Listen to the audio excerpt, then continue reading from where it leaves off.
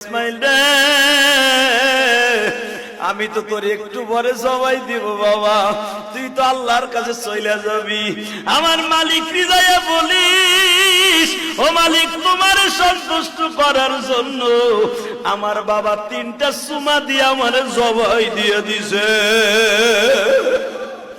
কত আদর করে বাবাই সুমা দেয়। আজকে যারা বাবারায় ফেলছ, বাবার সুমার কথা ভুলে যায় না বাবা। বাবার এক একটা সুমা কিন্তু, বাবার এক একটা কিস কিন্তু জান্নাতের নেয়ামত।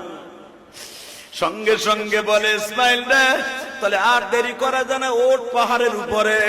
বাজানে ইব্রাহিম আলাইহিস সালাম লম্বা ছিল আপনার আমার হাতের 14.5 হাত। আল্লাহু আকবার বলেন।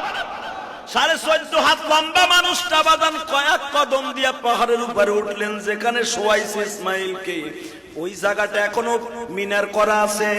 ইসমাইল যখন শোয়া দিবে, মাজার থেকে বাজান বেড়ায় 22-23 হাত লম্বা একটা 22-23 হাত লম্বা একটা রশি, চামড়ার সোবলা দিয়া বানানো বাবা রশি, মাজার থেকে ইসমাইল খুলতাছে ইব্রাহিম। ইসমাইল বলে বাবা রশি দিয়ে কি হবে? বাবা আমি তোরে বাইন্দালাম। ইসমাইল বলে বাবা ঠিক কথাই কইছেন, এই রশিটা লাগবে।